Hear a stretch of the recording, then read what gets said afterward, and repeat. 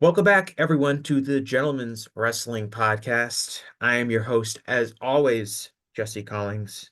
Joining me here today, first time guests on the show, someone that I just met like a few minutes ago when we were chatting on a Zoom before I started recording this, but someone I'm really excited to talk to. This is Dr. Eric Wesselmann. Dr. Eric Wesselmann is a professor of psychology at Illinois State University. And the reason Eric is here today to talk with us is because I really wanted to explore some of the general topics in fandom and kind of the psychology behind fandom. And a lot of I think, things we talk about in the show in many of our previous episodes are related to some of the quirks of fandom and the attitudes of fandom and social media interactions on fandom. And I really wanted to talk to someone who has a lot of experience, not only with different elements of fandom, but also different, has an academic background and can understand some of the psychological aspects of what we're seeing going on in our in fandom in 2023. Well, I guess it's 2024 now. That's going to, I'll get it right. That'll take me until August to get the right year. But Eric, thank you so much for joining the show today. My pleasure. Thank you for having me. Yes, I sent Eric I discovered Eric when I was like researching like potential guests, and I sent him a long rambling email about what I was looking for, and Eric was very accommodating and being like, "Yes, let's do it. Let's record something." So I'm really appreciative of that. Um I guess I'll start with just kind of this general point, which is um something that obviously anyone familiar with wrestling fans, but really anyone familiar with fandom in general, has witnessed over the last several years. And it really always existed, but definitely with the um, prevalence of social media has definitely taken on a new form. And that's the tribal aspect of our fandom, which is people who enjoy something. It could be WWE, it could be Coke, could be Marvel Comics, it could be whatever their fandom is connected to. And they enjoy it so much that they root for it almost as if it's a sports team. And we see that a lot on social media. And I don't know if like it's always been like this. Like you can go back 100 years and see that people were like, I don't know, arguing about Rudolph Valentino or something like that. Um, the way that they argue about stuff today.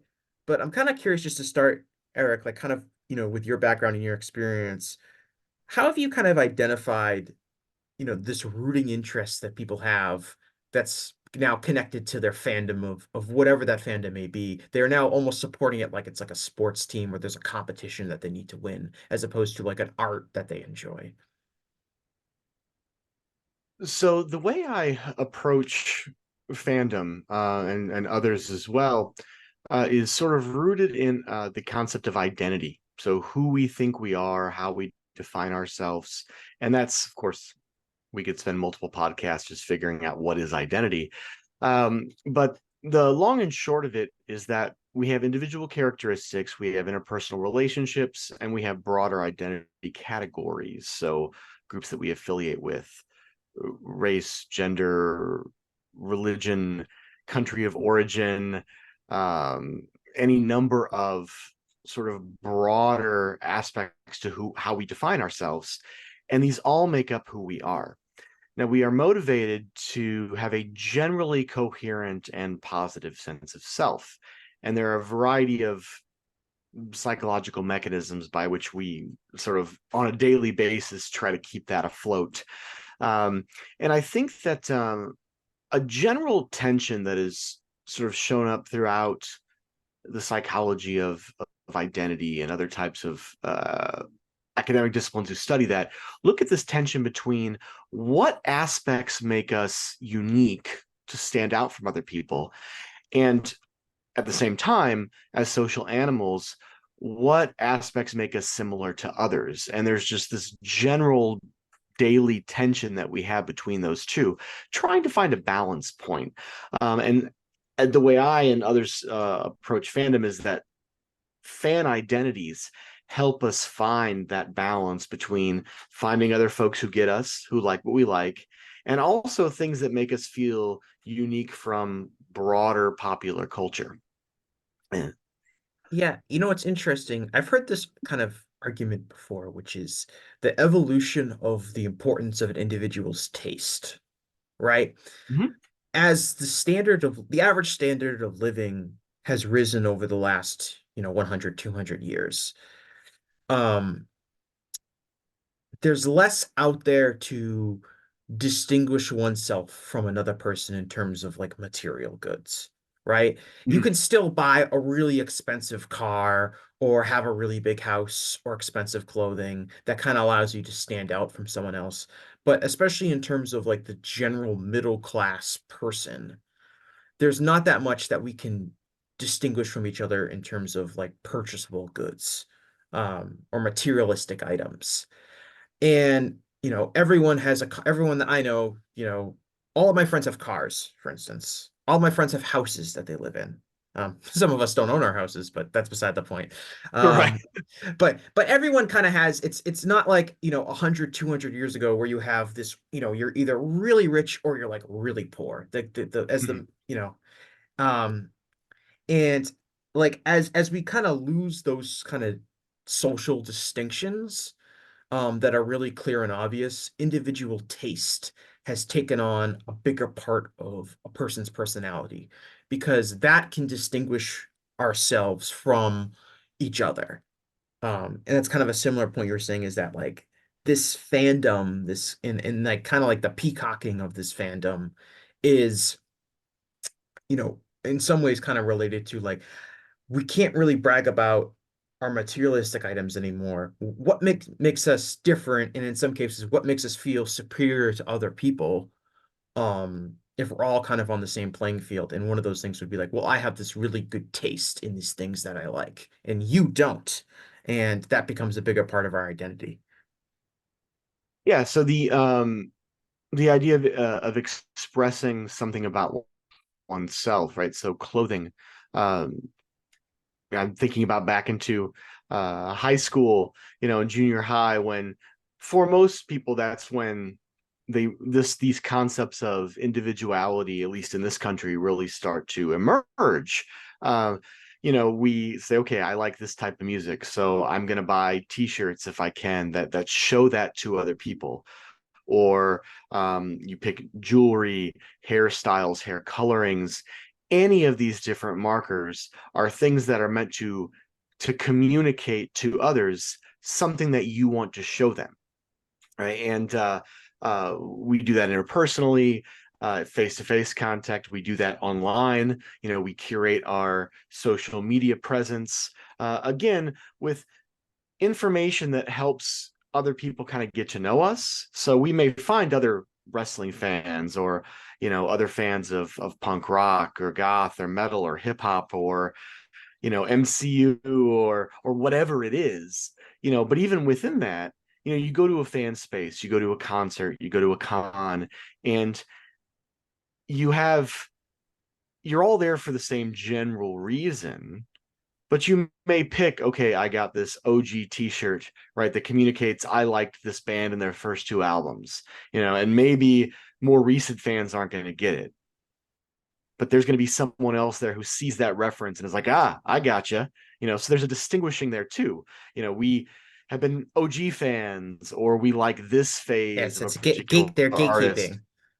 Exactly right. Or I like this character when they were a heel or a face, or the Raw years or the WCW years, or whatever. Right? There's this tension between we're all here for the same reasons, we like similar things, but we also have our uniqueness within that. One of the really interesting things, that has really exploded, certainly in wrestling fandom, and I've noticed in other things too, is individual fans' interests in the economics behind uh, wrestling. And also, I mean, I say this as someone that co-hosted a podcast called WrestleNomics. Um, but there's a ton more interest in things like television ratings, in revenues that are being driven in the industry by live attendance, these kind of business metrics that largely and I'm a firm believer that the interest in these metrics is largely built around people wanting to feel like they're right. And so they're Mm. looking for information that says like, well, this wrestling show that I liked did a great television rating, therefore I can affirm that my taste is correct. And if this thing that I didn't like, or this thing that this person who I don't like likes, did a bad television rating, therefore I can say this person is incorrect because the masses don't agree with them, which isn't really like have anything to do with like artful criticism. It's more of just looking for additional information to feel justified in whatever terminal argument there's in. And certainly I've noticed that like in box office totals, there's a bigger interest in movie fans. And movie fans would like to if you're a Marvel fan, you might want to make fun of, Black Adam and The Rock for not doing well and bombing at the box office. And if you're not a Marvel fan, you might be like, "Oh, the Marvels did really poor." And so people kind of use that information, but I feel like that's definitely something that's growing in interest in fandoms across the board, and it's largely being used to score points in online arguments and for other people to make themselves feel like they're correct in their taste. Yeah, so and I noticed you made this point earlier, this idea of feeling superior. And it's certainly not unique to fandom, nor do I think it's a new phenomenon. I think we may just see it in different ways, or we may see it more regularly because social media sort of amplifies this division. Um, Earlier I mentioned that we sort of had this general psychological need to see ourselves positively. And there are various ways to do that. And in terms of sort of group identity, um, to start with, we have the so who am I, and who is like me and who is not like me, right? And this sort of a in group out group distinction. Now, there's nothing necessarily I'll use the term wrong wrong with that when it's just descriptive. Just recognizing difference among folks. Um, for better or for worse, though, the shift between in-group love, liking people who are similar to you, who get what you get, your found family, your tribe, whatever phrase you want to use, your team, liking who is like you and disliking who is not like you, we step over that line relatively easily. Um, and some of it has to do with this issue of comparison, that for whatever reason, part of feeling good about ourselves means we have to have something to compare that to on an evaluative dimension, right? And so again, when I grew up, I was really into music. I still am. I have over 1,500 CDs, and I don't even know how many digital albums. But being in a lot of different subcultural music spaces, there is sort of a pecking order. And in the context of bands, one of the big divisions is, well, have you always been a fan of them, or for a while, or were you only a fan when they were popular? Right. And in sports teams, you see this when people talk about fair weather fans, Mhm. right? So I'm from Illinois, and there's this, the Cubs have probably had many losing seasons compared to winning seasons, and you have these folks who are like, oh, were you a Cubs fan the entire time in the worst of times, or only when it makes you look good? And that becomes sort of this dynamic tension between fans. And I think at the core of it is, for those folks who are OG fans, who maybe were fans of something when it wasn't popular, maybe they took some crap for that, right? And that hurts us. That's a type of exclusion. I've done research on that. When someone makes fun of what we like, we take it as a personal slight. And so if we're liking something when it's not popular, and then suddenly it becomes popular, now we're like, well, WTF? Why did I suffer through this? And now suddenly you're all on board. So I think that's part of this larger tension between hating on someone else's passion and taking pleasure, perhaps, in this case, a lack of box office, like you mentioned. Yeah, and it's kind of interesting because I feel like there's like two types of um fandom in the sense of like you have there's this interest in being there's almost like as like counterculture has really existed and largely taken over in some ways become like our main form of pop culture in a lot of ways in this country.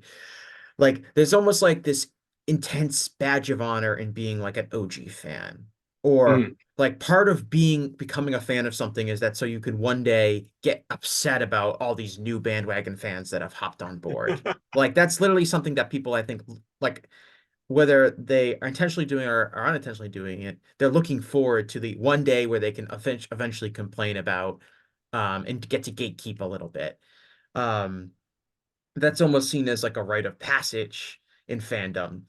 And yet at the same time, there's also like the psychology of like people wanting to like the popular thing, wanting to feel accepted. And we kind of feel like people are coming from it in two different angles almost. Like you have the people who are really want to get that kind of almost dopamine rush of being able to gatekeep a little bit, but you also have the people that are just looking to like this popular thing and justification for liking this popular thing. Yeah. Well, and so you mentioned earlier, like this issue of box office and looking to what's popular. And again, being, social beings, we take that as some type of information, not just early on in a fandom, but throughout, right? We look to others who we view as peers to kind of get some information on should I pay attention to something. I mean, certainly with the internet, with the accessibility of more options, we only have so much time and energy, right? And so I like to joke with my students when I talk about, for example, music, right? So Amazon came out really when I was in my early 20s.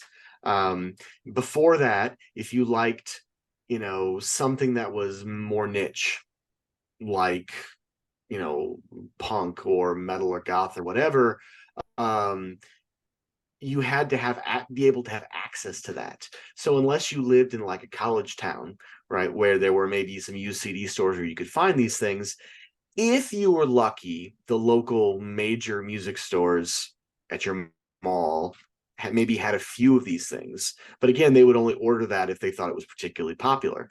More often, what you had to do was either buy a sampler or happen upon a CD that had um, a small catalog in that CD, or maybe send a self-addressed stamped envelope to some location that they would then mail you back a hard, catalog. You then sent your check in the mail or well-concealed cash to get what you needed.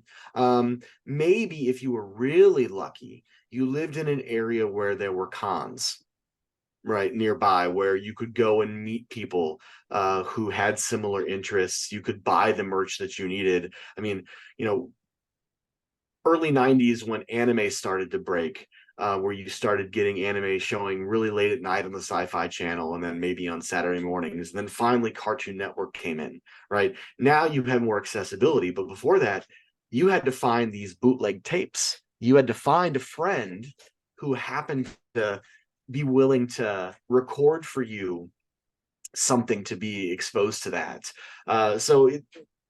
The benefit of having this type of e-based world where we can get whatever we want whenever we want um, opens up a lot of avenues. But then you got to decide, okay, well, what's good, quote unquote good, right? Well, especially if you're new in a genre, you're going to say, well, what are people most talking about?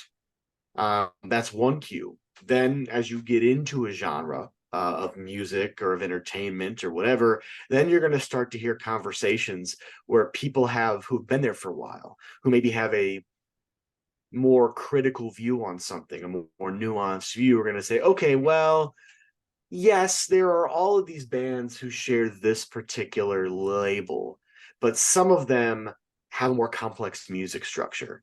Or, yes, you have all these different wrestling industries, but some of them have more complicated storylines, or others of them are more interested in crowd interaction, right, in a live show, and how they please fans in that regard. And maybe others are more interested in how many views they get. So they're going to be doing pretty similar things. They're not going to experiment as much, right? You look at pop music, for example, right? I mean, music, a lot of auto tuning. There are a lot of paint by numbers type song compositions. Things start to sound the same. Then you have particular artists that maybe want to experiment a little bit more. I mean, I remember when they talk about crossover artists or I'm really going back in time here now, but like in the mid 90s, the country star Garth Brooks wanted to do more of a rock album. And so he created a different persona. Um, the name's currently escaping me, but it was everybody kind of knew it was Garth Brooks, but they wanted a different label so that old school fans of Garth Brooks would maybe buy it and expect a traditional country album weren't upset by what they got. I mean, this is why a lot of other bands will do side projects, right? They want to get experimental, but they don't want to buck the trend too much to avoid. They don't want to be Dylan Goes Electric. There you go. Yeah. Yeah, don't be worried about the dated references on the show. Um, All right. well, yeah. Well, what's I interesting still about remember WrestleMania 8. And yes, was that when Hulk Hogan, I can't remember who Hulk Hogan was fighting, but I feel like the Ultimate Warrior did a run in, and then that's my last major memory. okay, yes, of course you're referring to WrestleMania 8 from the Indiana Hoosier Dome against yes, Yes, yes, yes, yes. yes, where he of course wrestled Sid Vicious. That's what it was. Okay, Yeah, thank you. the yeah, well, one of the things that's really fascinating that you kind of got into is, especially as we, you talked about music and how like relatively inaccessible it was up until very recently. And I think anime is also a good point because you can make the exact same, basically the exact same thing happened with um, Japanese pro wrestling, which was Mm-hmm. in the 80s and 90s, a very, very niche group of fans we call in the wrestling industry, we refer to them as tape traders, would you'd get a tape from Japan, usually starting by somebody going to Japan on a trip and buying tapes. And you would pass them around, you would share them, you would make copies of them, you would be like literally, communicating via letter with people that you were talking to via wrestling magazines. Um, and you would be mailing each other, what tapes you had, just probably exactly similar to what you're describing when anime first became big in the early Mm-hmm. 90s. And now, of course, just like anime, where you can basically watch anything that exists, just with a few mouse clicks, no matter, how obscure it may be. The same is true for wrestling from other countries. Basically every Japanese wrestling promotion you can find really easily um, through a few clicks of the mouse online. And that has made it way more accessible for people, and it has, in some ways, made it less of a niche. Um, and has, I think, in a lot of ways, greatly complicated wrestling fandom just in general, because one of the major shifts that we've noticed in the last 10 years is if you were if you fancied yourself a big wrestling fan, you pretty much only had to know about WWE. No other wrestling promotion was significant enough, really, to matter that much. So we had a lot of people that started podcasts, a lot of people that started websites and blogs and YouTube channels, and all they ever knew was WWE, and that was okay because that's all anyone ever wanted to talk about. But as alternative wrestling companies have become easier to access online, just like music and anime and anything else, uh, WWE's ubiquity in terms of being the thing that everyone talked about has lapsed to a degree. And what's happened is a lot of these people that fancy themselves experts have been exposed by really only understanding one brief slice of the overall wrestling industry, and that's the corner that WWE occupies. Everything else, they have a hard time digesting. They have a hard time understanding how those wrestling companies tell their stories. They have a hard Mm-hmm. time understanding how those wrestling companies present their product, how they present their characters. And it has led to a lot of the debate and clashes, which is largely these people that I think ended up with a form of like almost like arrogance and being like, well, I'm the wrestling guy. But Mhm. realistically, they were only knowledgeable about a very brief portion of it, which was okay up until a few years ago where other stuff became much more popular. And I think that has led to a lot of the kind of attitude clashes you might see online, which is people who are unable or disinterested in recognizing other aspects of the industry that haven't been key to WWE. So I'm hearing a couple different things there, and I can't speak to these specific people you're talking Yeah, about, but just the sort of um, things that I'm resonating with, right? The phrase used, "I'm the wrestling guy," right? Or mhm, that's an identity statement, right? As exactly. opposed to maybe someone saying, "Well, I'm the WWE wrestling person," or "I'm the like." So I think whenever people start debating what's quote unquote right or wrong, particularly in these domains of aesthetics, really, um, it's probably good to try and always keep in mind that when we, because I'm sure I use those statements myself, I try not to, but there are certainly times, um, that there's some amount of what my good friend and psychology fan nerd Scott Jordan would say, is identity work. That it's, again, going back to sort of what I started with, this idea that we have these tensions, um, and to stand out, but also to fit in. And at the sort of end of the day, we want to see ourselves positively, however we define that, right? And so if we are approaching this by saying, I'm an expert, and I'm an expert in this huge domain versus this niche, right? Yeah, I may these are differ people in who how I make my comparisons. these are people who have careers like as like pundits, so they run websites. Um, I had a former I used to write for a website called wrestlinginc.com. Um, our boss Raj Giri, who was very successful in running this wrestling website, um, but really only ever understood WWE, and still to this day really only understands WWE. And that was fine for the first 20 years he ran the website. And then all of a sudden it wasn't fine because other wrestling promotions, other wrestling ideas became prominent enough. And he's kind of been constantly fighting this war where he fancies himself this expert and it's been his career for the last 20, 25 years, but he really only knows a very small percentage of the wrestling business. And I think struggling to uh instead of being like, okay, I've got to learn more, it's been more of an attitude of like, I'm gonna double down and be like, I don't need to learn this stuff because I have this identity that and if I were to concede that I don't know as much as I think I do, then that would like shatter my own self-identity.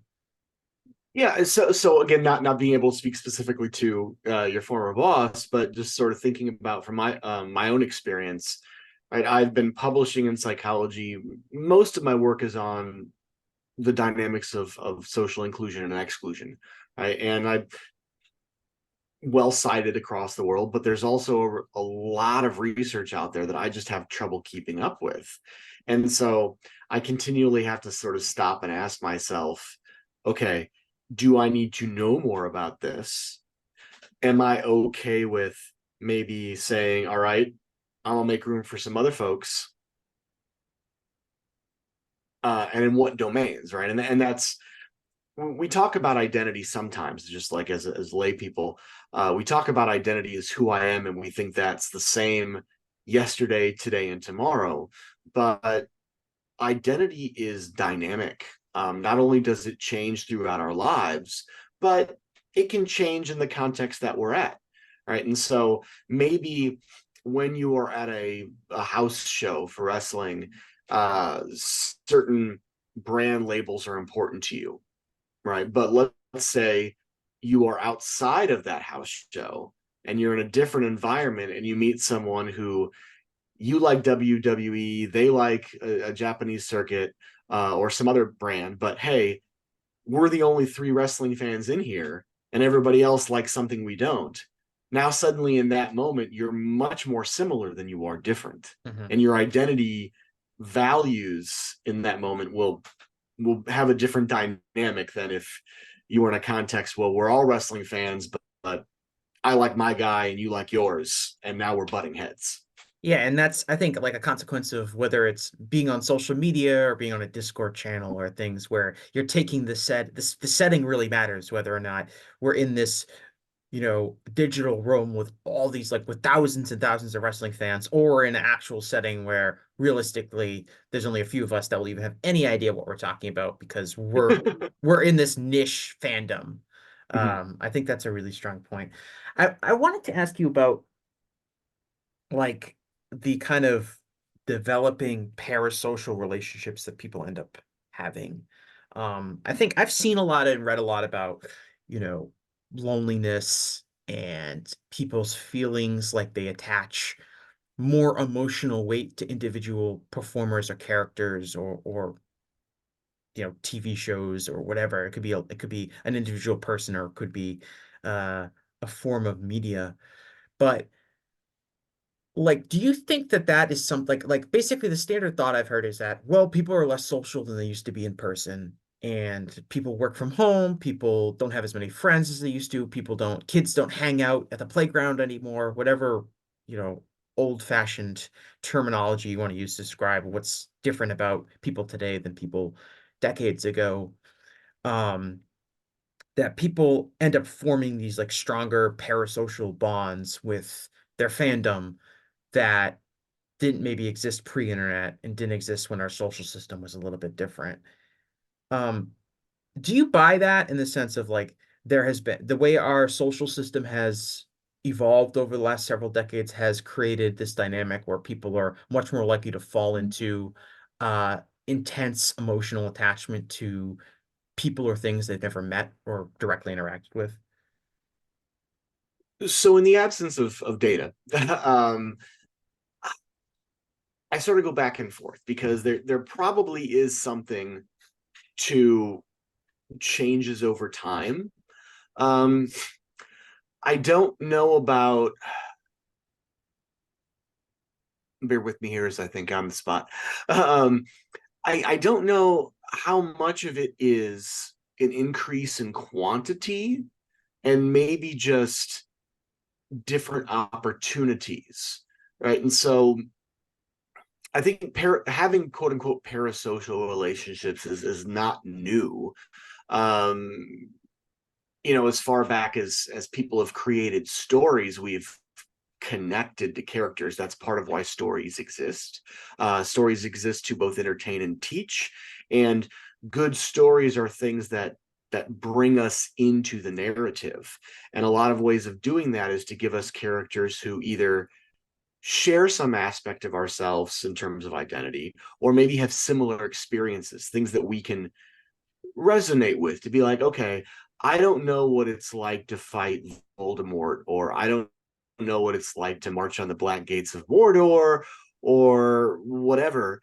But I know what it's like to have challenges in my life. And so I can see resonance, similarities in these characters. And that's, again, something that seems to be um, not bounded in time, but the things that connect us to stories, to characters, to products, there's something that makes us feel like we are connected both and so there's the belonging element, and there's also that sort of identity dynamic that's going on there. Certainly there are people who have talked about anecdotally how maybe they didn't have solid home relationships, or maybe they didn't have a lot of friends growing up for whatever reason. And so they found those friends in books, in comics, in the movies that they watch. These are the narratives that we return to. And a lot of people will talk, for example, about rewatching a movie or rereading a book, revisiting old friends. And we respond to stories based on what we like or don't like. And when things happen to those characters, as is going to happen, for example, in a person who's got, let's say, a wrestling character who's got a 30-year career, right? And things got to change up. Musicians, they can't always play the same style for their entire career. Comic book characters, right? Characters that have existed since the 1930s or 40s change as new creative teams come in. They try some things that work with fans, they try some things that don't. Research on fanfic, for example, very much approaches this idea from, do we like the stories that new creators tell, right? And if a character suddenly changes in a way that we don't like, maybe that no longer becomes headcanon. Maybe we tell our own stories, right? When a series ends, when Harry Potter ended, people were really, really upset. Stephen King wanted Rowling to write more books and was willing to pay her to do that, right? Because we want these relationships or parasocial relationships to continue, because they're, in some ways, they're part of how we see ourselves. Yeah, and I think that's a really interesting thing in terms of like your relationship, like how similar and especially in wrestling, because the characters that are portrayed kind of walk this fine line between real and fake. They're not totally like scripted characters like you would see on a TV drama necessarily, but they're also not totally real. And I think in that realm, it panders to people more. People are more likely to identify with those characters because there's an element of reality to them that doesn't necessarily exist in more traditional scripted entertainment. But at the same time, they're also in this manufactured dramatic setting uh, to tell a story. Right, there's sort of in almost an improv going on, because certain wrestlers, for example, maybe they go by their actual name, or a more traditional name like John Cena, right? Yeah. I don't know if John Cena is that person's original birth name, but it sort of fits a No, it is. It is. Yeah. okay, well, so there you go then, right? Whereas you, for example, you've got the Godfather, right, who Yes. was also Papa Shango at some point in time, if I remember correctly. Yes. Um, you Correct. have the Undertaker, who for a while was the traditional dead man Undertaker, and then became more of a demonic character, and then became the American Badass, the bike riding, right? And so these are different iterations, and some of those characters are more quote unquote characters we recognize as a role, but in other contexts, if they're less of a performance and more of a sort of real person, still curated, right? But we might feel more connected to them in that regard. Yeah, it would be really interesting to see how celebrities navigate that space. I use an older documentary now. It was probably 2000, 2001, but it was one that the cult film actor Bruce Campbell from the Evil Dead Army of Darkness series made. And in that particular documentary, which was called Fanalysis, so it was dissecting fan spaces, one of the featured guests was Ted Raimi, right, who was a longtime stable in Sam Raimi and Bruce Campbell's films. Um, Ted Raimi talked about how when you go out and you interact in a fan space, it's a really interesting line that you have to walk, because you meet these folks, they're paying you because they want that experience of meeting this celebrity, and you want to give them a little bit more than just, here, I signed your stuff, get out of my face, right? Because we connect with these people parasocially. We want a good experience. And I can just personally, I can think about the people I've met, the stars who have been very, very accessible in some ways. They're not showing me everything about themselves, right? But they're nice, they're giving me a little something. And then I can think of the people I met who I really had a sour taste in my mouth. And you know what? I probably met them on a really bad day. Who knows? Maybe they had a death in the family or something else, right? But all I remember is that moment, and it was either very positive or very negative. That said, even when I've met people, fan or celebrities who've kind of let me in a little bit, they're still not my friends, right? There's still that divide, and that was what Tenrabi was continually coming back on: is you give them a little, but you got to have some boundary. And so just that's it's a very tricky tension, and I can only imagine how difficult it is for many of these celebrities to walk.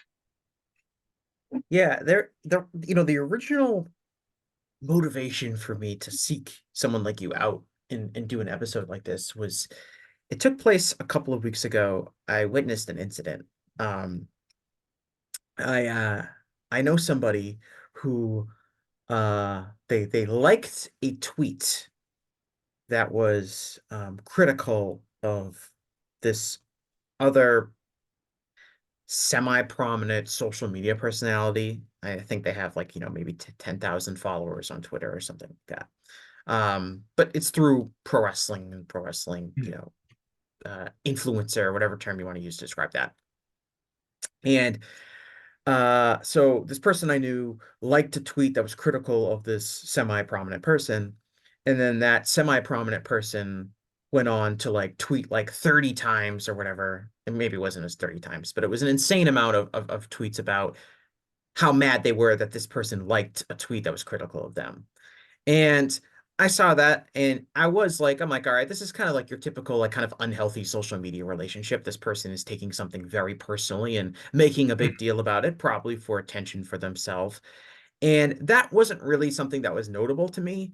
But what really was notable to me was that this person had their followers and other people like also getting upset about this person liking this tweet.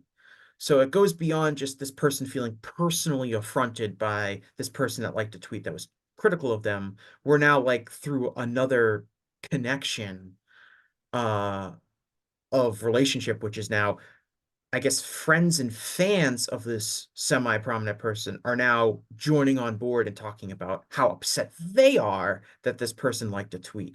So it's like it's not just an unhealthy social media relationship, it's like an unhealthy social media relationship by proxy, where because people are fans of this person who has kind of what I would describe as an unhealthy social media relationship, they in turn develop unhealthy social media relationships. And the whole thing was so weird and bizarre to me that we're now it's one thing like I think I sent this in an email to you. Like I use Taylor Swift as an example. Like Taylor Swift has millions and millions of big fans around the world. And because of that, she has all of these other people that are running, Taylor Swift fan pages. I don't even know if fan pages really exist anymore like they used to. Like, but like they've Twitter accounts, Instagram accounts, YouTube channels, TikToks, whatever social media Mm-hmm. platform they have. Um, and because they're these fan pages for a very famous person, those fan pages end up getting their own fans with the shared connection being like, I like Taylor Swift, so I follow this Taylor Swift Twitter account that like posts pictures of her or whatever. But that person ends up gaining this kind of influence over people, not because just because they're running this fan accounts, and they're kind of using Taylor Swift's popularity to gain uh popularity on their own. And the dangerous aspects of that are um, Taylor Swift has a very curated self-image, and there's factors in play that would prevent Taylor Swift from promoting misinformation online, for saying mean and vile things, and just there's a professionalism that comes with that. That professionalism does not extend to any of these people that are running these fan blogs because they're just random people online who have no direct connection with Taylor Swift at all. And I like the point that you make about things being curated, right? And mhm, so this is and I don't think this is unique to this particular context. I've had these discussions a lot with folks I know in the cosplay community. And the folks who are quote unquote cos famous versus the ones who are not, who maybe aspire to be. Um, Much of this stuff, well, probably all of it to some degree is curated, right? The certainly at the high end of things where someone is has enough cred, has enough resources, etc., to have a team to dedicate to sculpting their image. right? And then for people who are not at that level, it may be easier to sort of not recognize that that's what's going on, right? And so, if all you see is the hits, you're not seeing the misses. And it's easier to assume that that person has no bad days if you're not getting that information. Um, I so when thinking about this idea of the fan phenomena, however we might define that, there are two things going on here, two major dimensions. There's the connection to the fan object, right? The celebrity, the product, the whatever, the parasocial relationship, as you mentioned earlier.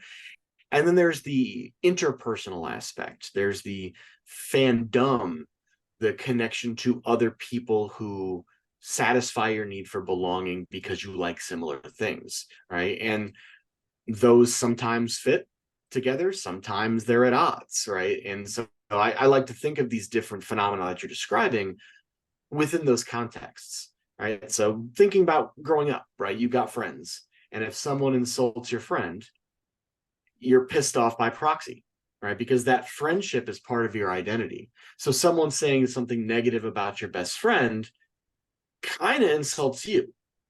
And we can think of this as sort of a spreading activation, right? So let's say I really like this wrestler or this pop star, this actor, and someone else insults that person. Maybe to some degree, I feel like it rubs off on me. Whether or not it quote unquote should is another story, right? But it is, and so that may be one way of understanding this sort of spreading toxicity that you're kind of describing.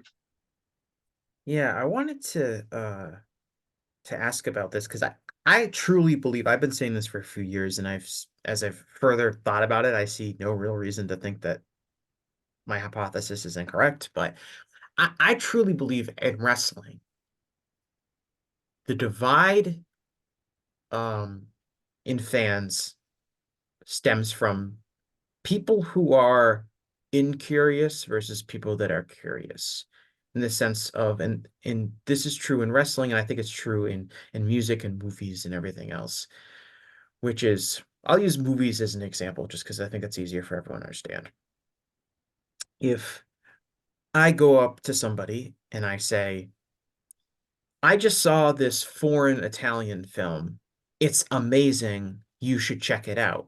Or I think this foreign Italian film is the best movie I've seen this year. It's better than Barbie or Oppenheimer or whatever someone's favorite movie was from this past year. Some people are going to react by saying, "Oh, wow, this person really likes this movie that I've never heard about, and it's a little bit different because it's a foreign film in Italian. I'm gonna try out and see that because I'm interested in why that people think this movie is so good." And there's other people that are going to be like, "Oh, this movie that I've never heard of, there's no way it could be better than these other major movies. I'm not going to listen to that. This person's just a contrarian, or this person's just trying to be a hipster, or whatever." And I think in wrestling, that's like 100% the divide that people have. It's people who are hear about something that they've never heard of before, and they're interested in learning more. And there's people who hear about something they've never heard of before, and they see that almost as like as a threat to their own interests. And I'm kind of curious to know, like, is there like a psychological background to that theory in terms of people who, there just seems to be two different types of people, people who are curious enough to be interested in something they never heard of before versus people who feel safety in what they already know and are not interested in finding out things that they don't.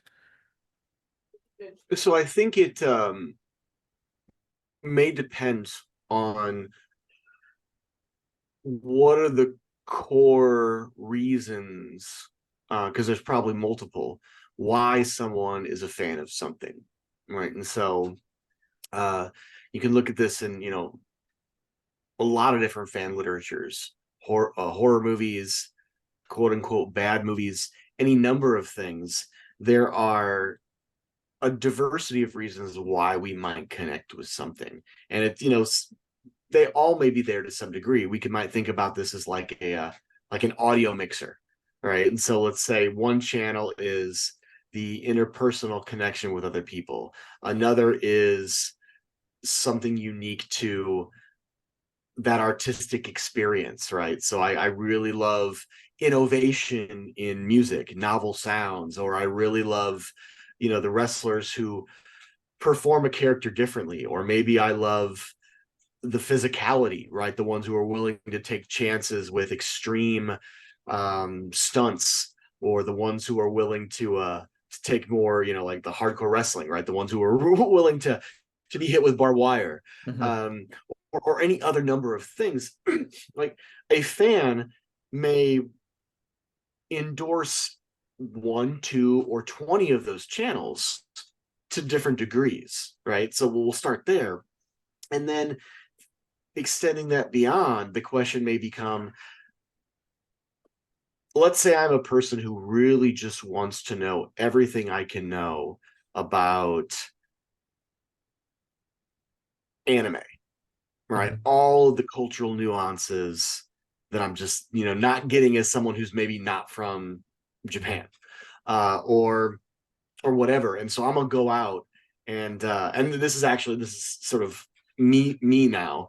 When I go to the library to get a book or two on a topic, I come back with 15 books because I just want to know um, every little detail I can about something that interests me. Now, that's an individual difference, right? Um, that said, I'm also going to take into consideration social aspects. So I'm going to weight people's views differently.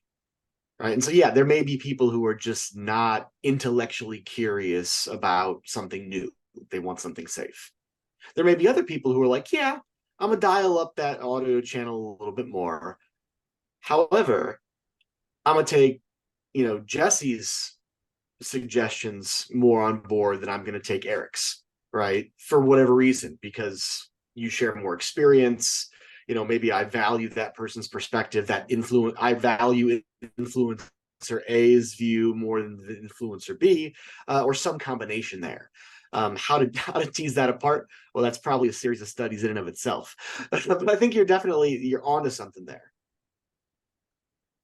Yeah, it's to me it just seems like in wrestling the big divide is pretty much WWE is pretty much, I mean, if you're an older fan, it might not. You might still remember WCW or the territories that existed, before I even. think I have some trading cards from WCW. Yeah, like you might remember that. But for the most part, and at this point, WCW and WWE are kind of like the same in terms of the product that they presented in most fans' mind, even though there were significant differences.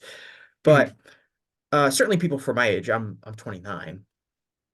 Um, like WWE is the introduction to pro wrestling for everyone for the most part. Like 99% of people in this country that got into wrestling, they started watching WWE because it was the most accessible, it was on cable, it was the most popular, so you would see it online. However you found it, that's pretty much how you found pro wrestling was being introduced to WWE. And at some point, people came up to you or you read online or your friend told you about something and they said, here's this other wrestling promotion that you need to know about. I discovered another wrestling promotion because when I was 10, my we were at Toys R Us getting a present for my friend's birthday party, and they had my friend was a big wrestling fan, and we were going to get him like a little like a wrestling ring for action figures, and there were two rings available. One was the WWE ring, and one was for another wrestling promotion called TNA. And TNA had theirs was like $5 cheaper, and my mom was like, oh, why don't we just get him this ring? It's like the exact same. It just doesn't have the WWE logo. And I said, sure. And then so I gave it to my friend, and my friend was like, oh, I watched some of that wrestling and it was really good. You should watch it too. And I said, cool, more wrestling. Mm-hmm. Um, but for some people, like the reason that they're into pro wrestling is because they love WWE, because that was their introduction to them. And Mm-hmm. there's not a motivation to be like, well, I'm not going to watch other non-WWE wrestling because that's not what I fell in love with. That's not what I like. Mm-hmm. Um, and that's probably true. And wrestling's maybe a little bit different than like music or movies because I think people's tastes evolve and are easily more dispersed um, than in those mediums than like something more uh, what's the right word? Like less diverse, I guess is the term. Like it'd be kind of really strange if someone only ever listened to one type of music or only ever watched one type of movie. Like I've never met anyone who's like that necessarily. Mhm. Um, as opposed to maybe only watching one type of pro wrestling. Uh, Mhm. but that's the distinction is I think like when you talk about like why people like something, I think a lot of it is nostalgia and a lot of people like this is I like WWE wrestling. I don't like whatever something else is because it's different. I'm going to notice the differences too much and it's I don't have this long-term attachment to it. Mhm. Um and that's maybe I'm sure you see it like in comic books that maybe some people aren't interested in reading uh whether they're new characters or new magazines or new publishing companies or independent comics or things like that because well I'm only interested in kind of reading the superheroes that I grew up with or the Marvel and DC which I know from where I first got into it. I'm sure it's very similar. Yeah, I mean, nostalgia is something that, as a phenomena, is identity driven. It is involving a positive view of one's history, which of course is social as well. So um, when you look at a lot of the research on nostalgia for products and things, uh, it has to do with like who you consumed it with. So in the context of movies, right, or um, wrestling, pay-per-views, etc. Maybe you watched it by yourself, but if you did, you probably also talked about it with your peers who also like that afterwards.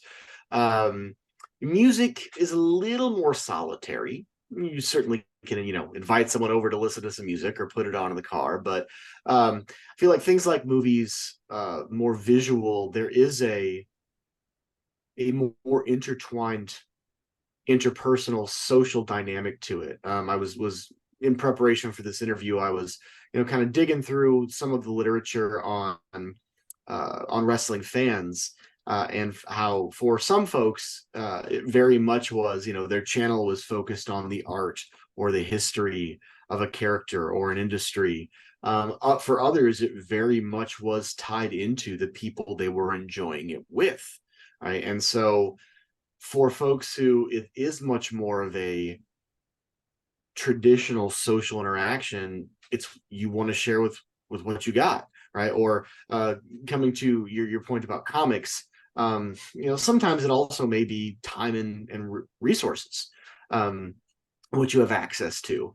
So if I've only got so much time or money to support one title, maybe two titles, I'm not going to branch out because, especially when you're younger, if you've got your allowance money, um, yeah, I'm doing a lot of research right now on Superman, for example, from the '90s, and there's a period of time where there were 4 or 5 Superman books, and there were a lot of fans writing into the letter column who were like, "I can't afford this many books, right? I've only got so much for my paper route, so I can only buy 2 books. So stop making all these books that I have to keep up with."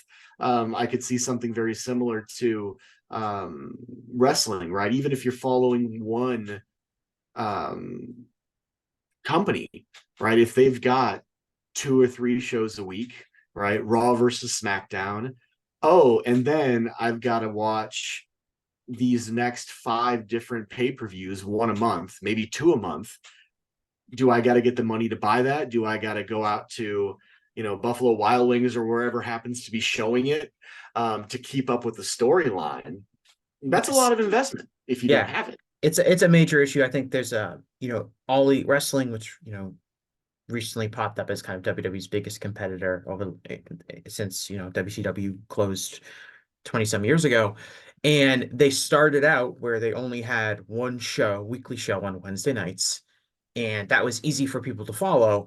And as the company has become more successful, the TV networks have been like, oh, yeah, we'll give you more programming. And no one's going to turn that down because it's way more money. But now they have a 1 hour show on Friday nights and an additional 2 hour show on Saturday nights. So they went from 2 hours per week of television to 5 hours per week per television. And some people are like, it's too much. I can't follow it. And they lose all interest in it as opposed to cutting something out here or there. Or I just won't watch the new shows. But it becomes overwhelming. Like you said, you talked about the Superman books in the 90s. Like that I can't follow this. It's too much.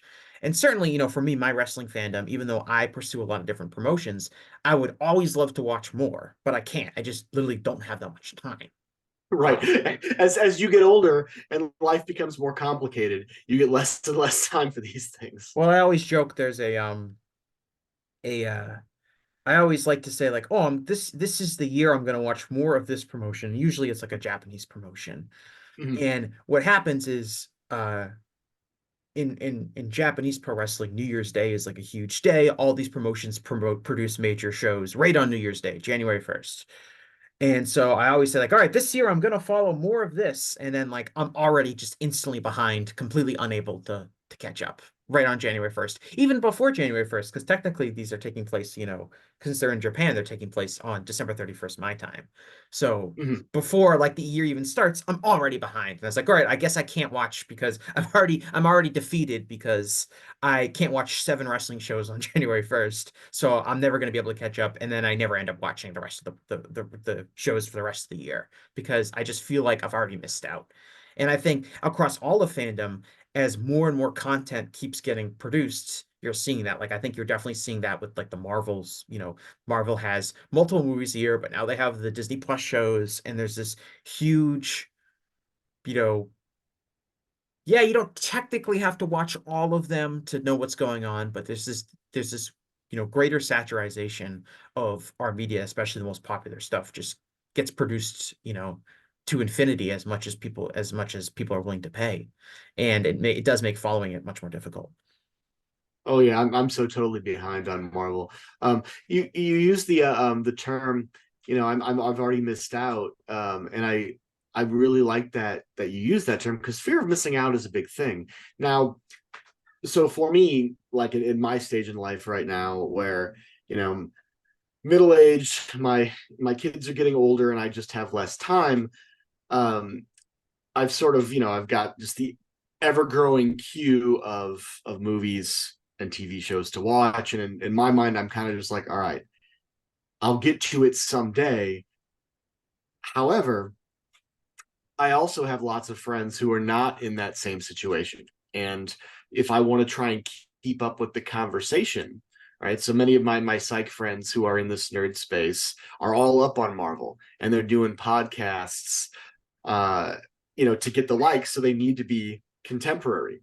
They need to have that show out 2 minutes after that season drops. So to be relevant to the conversation, yeah, there is that issue that by missing out, it really is problematic for what you want, right? And you've got this podcast. You're a journalist who works on wrestling, right? And so being behind means something different to you than it would be to me if I were in that same space because I'm doing things differently, right? And so that we're not all experiencing the fear of missing out in the same way. Mhm.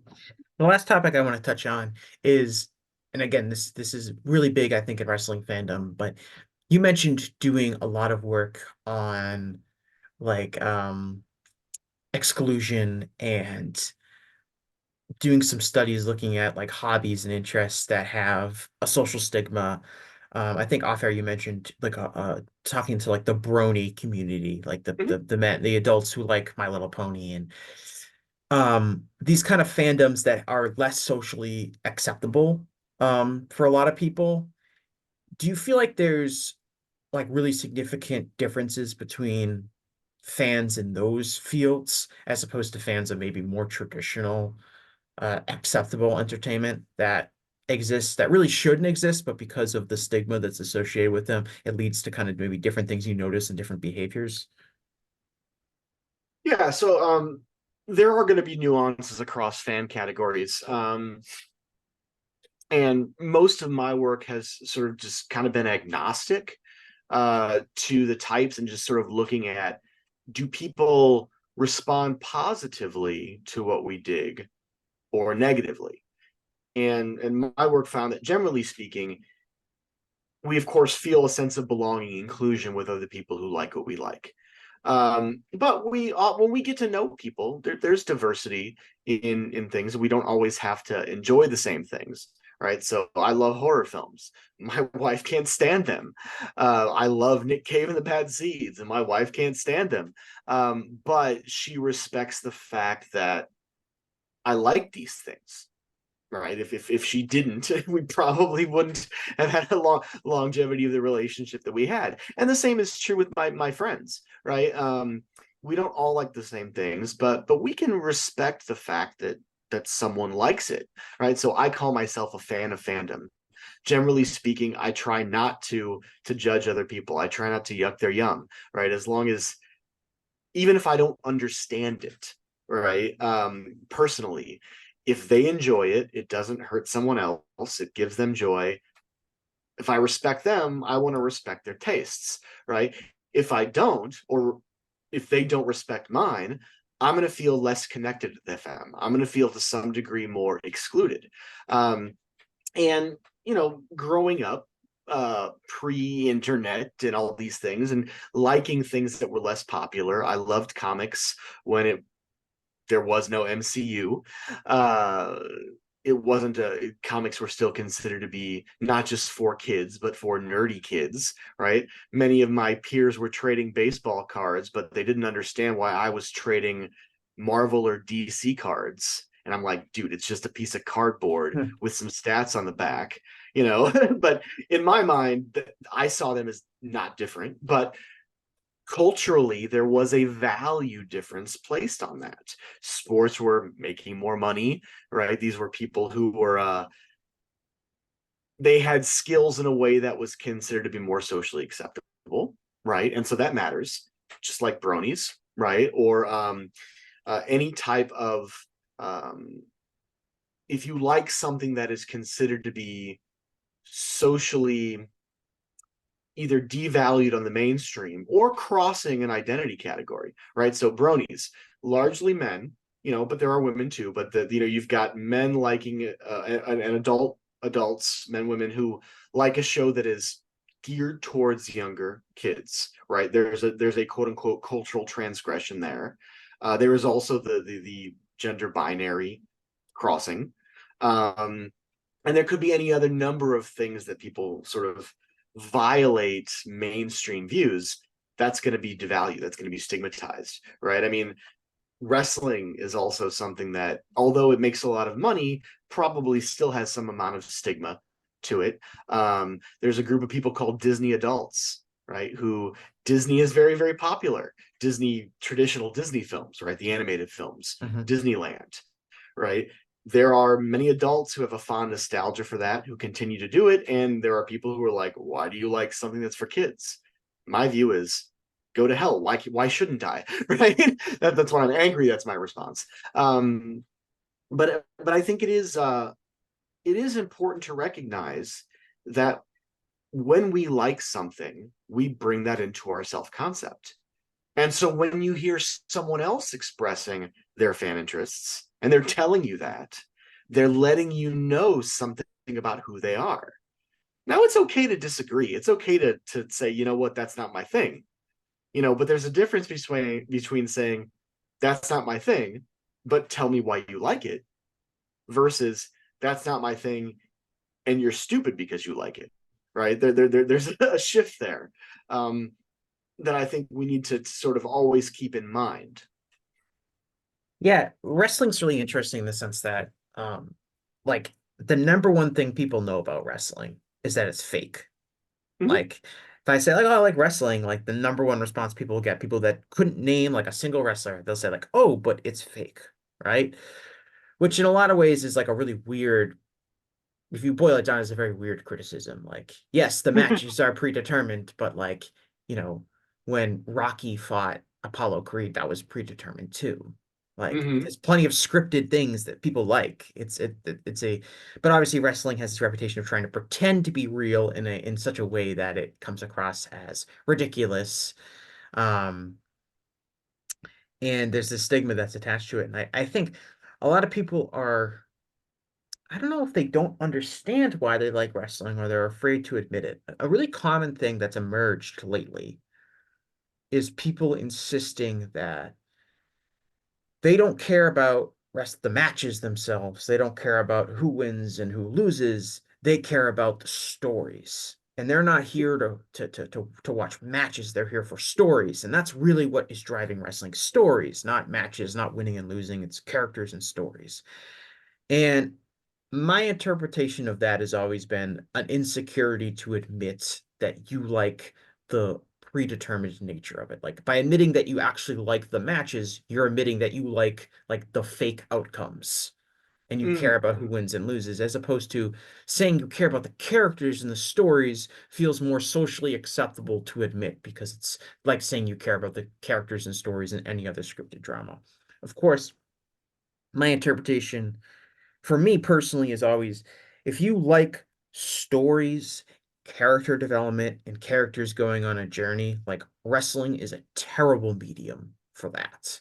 It's really sloppy. The stories are very basic compared to almost anything else. Like if you really just cared about stories, you should Right. read a book or watch a TV series. Like you're going to see way better acting. You're going to see way more thought out character development. Like it's really a sloppy medium for that. The reason wrestling is interesting is because you're seeing these characters and stories exist in this weird mock athletic competition where people are trying to prove that they're better than this other person in a test of grappling skill. Like that's the unique charm of pro wrestling is that they're in this mock athletic competition where they're trying to prove superiority through winning this competition.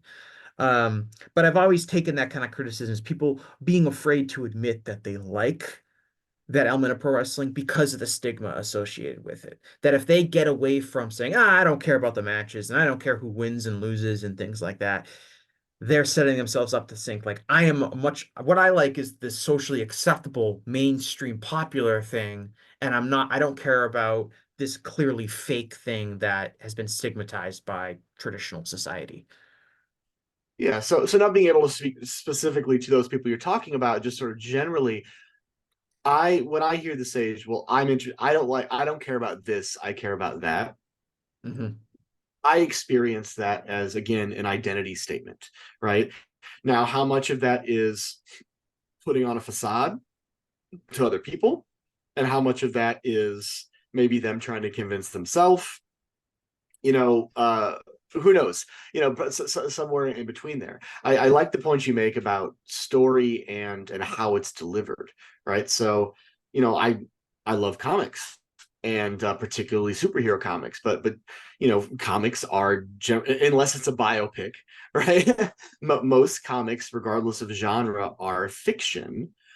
I don't really like reading prose fiction very much. I'm not sure why, but I love devouring it in comic form. So there is something about the expression of those stories, right, in that medium. So it's got to be more than just that. I was thinking about as I was reading a Batman comic earlier today and appreciating the construction of the page and how you have a story being told with visuals, with text.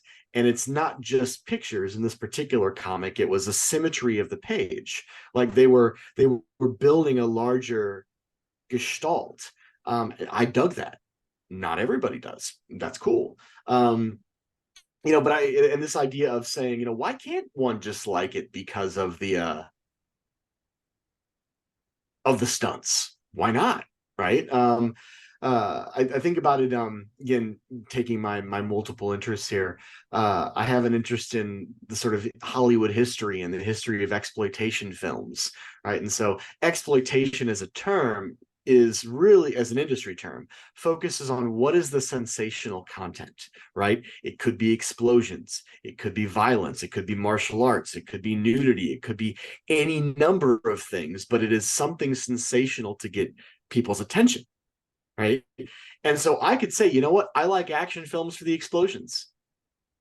There we go, or I like these films because of the nudity or because of the gore if it's horror or whatever. And there are going to be people who are going to sort of turn their nose up at that. So maybe I got to feel like I say, well, sure, yeah, there's the gore, but I really like the way they establish the special effects, right? Or yes, this is wrestling is exciting because of the fighting, but I really like the way that they intricately create this plot. Okay, that's fine. Maybe you do, right? But maybe some of it also may be this justification to oneself or to others. And for me, I'm kind of like, well, you know what? whatever you like, you like. You like the explosions? God bless. Enjoy it, right? You do you. Um, and just admit that. But I guess that's also an identity tension. Yeah, definitely in wrestling, there's been some, uh, especially in WWE lately, there's been some experimental elements of like, and I guess like the Undertaker did this too, but like there's been some characters that have existed recently that have used like magic, Mm-hmm. um, or horror movie elements. And some people have just been over them. Oh my God, I love it. It's like watching a horror movie. It's so Mm-hmm. great. And I've always been kind of personally, I'm confused. I'm like, well, if I wanted to watch a horror movie, I would watch a horror movie. Mm-hmm. I'm watching a pro wrestling show. So I want to see the match conclude by like, this guy pinning this guy and winning the title, not the match conclude by this guy feeding his opponent to a magical alligator in a mystical swamp, which legitimately happened at the end of a show a couple years ago. I'm not exaggerating that. Mm-hmm. Um, but some people really dug the whole magic, mystical part of it. And I always found that kind of fascinating because it's like, why would I have so much better ways to get this kind of sense of entertainment than this very specific thing. There's nothing else quite like pro wrestling. But if I wanted to see magic and fantasy, there's a million other outlets for that. And that's something that I personally have had a hard time kind Mm-hmm. of rectifying with my own fandom. But obviously, it has certainly appealed to other people. Yeah. So I think just once again, me just kind of riffing here. Um, I really kind of like this idea of thinking of one's fan experience, and I use that broadly because, just technically speaking, fandom versus fanship in literature is conceptually distinct. Fandom is the social aspect, and fanship is the connection to the product. So in the interest of being sort of academically accurate, just say the fan experience, right? But thinking about it as this sort of audio mixer with a variety of different channels, right? And so it's going to look different for different folks. Maybe for you, there's a different permutation of those channels than the person who loved the magic element that gave them something that they needed that maybe you didn't, right? And that's fine. Um, you know, this I've come to appreciate as I've delved back into this literature, right? It isn't the same thing as a movie, right? Because a movie is very curated. You can take as many takes as you want, right? And you could do that with, the spots between matches, right? Where people are um pursuing the characterization part of the story, right? But the stunts in a film are going to be different than the stunts in a match because those stunts are live, right? That's like live theater. Something goes south, you got to improv, right? If the audience starts to really dig something that a performer is doing, those wrestlers got to talk and say, okay, maybe we should do more of this to get that audience heat, right? Am I using that term correctly? Yes, no, you're on board. Okay, yeah. So I've really come to appreciate as a non-fan, if you will, or just a watching it, like how intricate that delivery has to be, right? Compared to a movie where it is like, okay, shit, I got this wrong. We'll just do another take. Yeah. All right. Well, I'm gonna wrap things up there. Eric, are there anything you want to plug to my listeners that people they can follow you anywhere or anything like that? So you can find me in different aspects. You can find me at the Illinois State University's psychology department webpage. That's my more traditional professional face.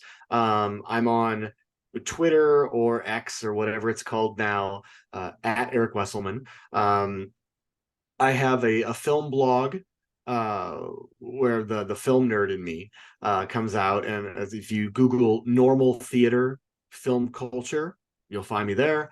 And then I have a YouTube page called Digital Golgotha Productions. Um, and that's where I have a lot of vodcasts where I discuss nerdy fandom related things with people. Sometimes if I video con panels will show up there too. All right, excellent. Well, I want to thank Eric so much for joining the show. I want to thank to all of my listeners. I want to thank everyone who's had such kind words to say about some of our last few episodes. I think we're producing some excellent content here on the show, and this episode is no exception. So, want to thank everyone for that. And I'll talk to you again after a while. Thanks.